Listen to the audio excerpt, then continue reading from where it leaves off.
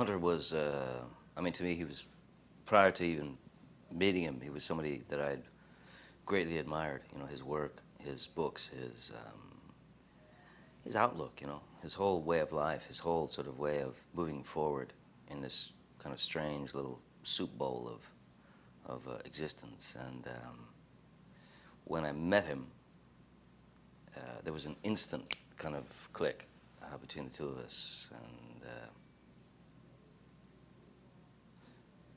from that second on, it never let up. You know, we were very close until, you know, the moment of his exit.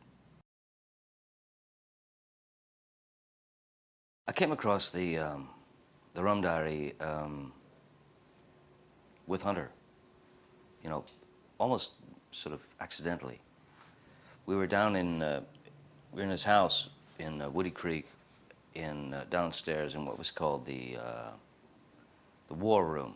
It was called the War Room, and there were just, you know, like just these endless sort of boxes of stuff. You didn't know what it was, but so we're down there, and just like I started just pulling things out, going, "What is this?" You know, bang, you know, open it up, and I stumbled upon what was called the Rum Diary.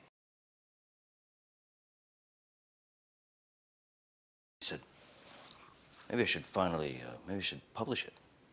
You know, I was like, "Yeah, you should publish it. It's great."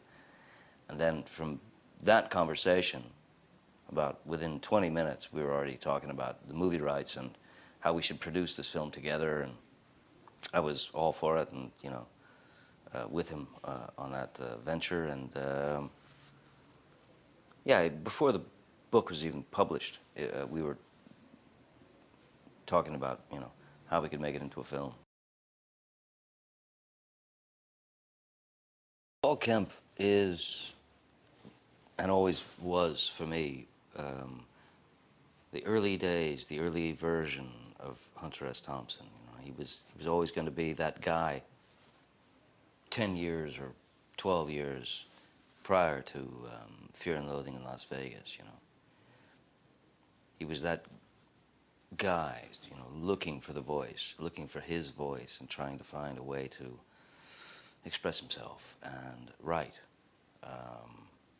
So yeah, Paul Kemp is Hunter.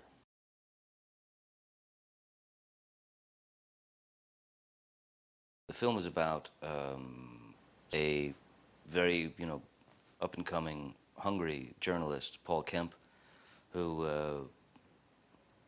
sort of lies his way into a job at a newspaper in Puerto Rico to be able to write for a living. And he goes there and experiences, well, the horrors of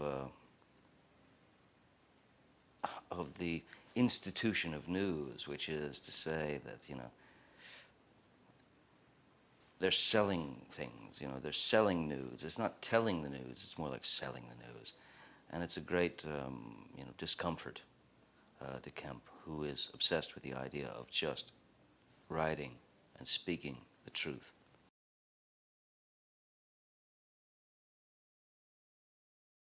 He goes there to meet Lauderman, who runs the paper, who's the editor of the San Juan Star. And just prior to, he meets with Bob Sala.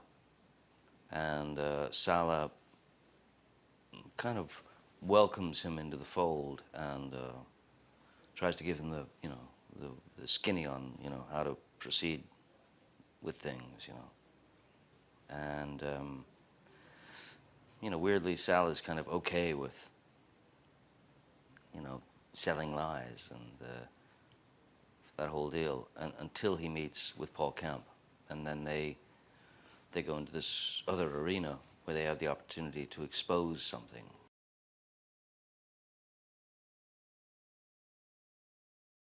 There's a girl named Chanot that the Hunter character meets quite by accident, but maybe a lot by fate.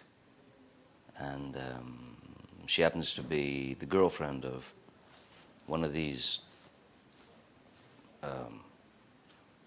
industrialists, who want to turn paradise into a playground for adults.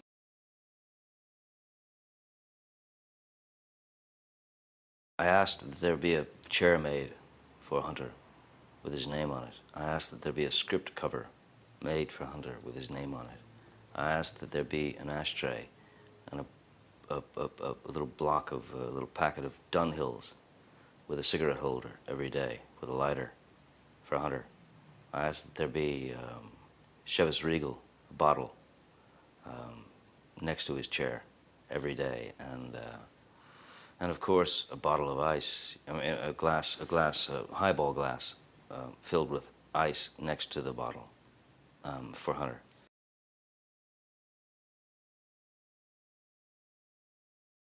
When the Rum Diary came up, I said, "What about Bruce Robinson?" He was like, "That's the ticket, man." Hunter was truly into it. Especially the fact was like, we can't get him out of retirement. We'll get him out of retirement, and we eventually did.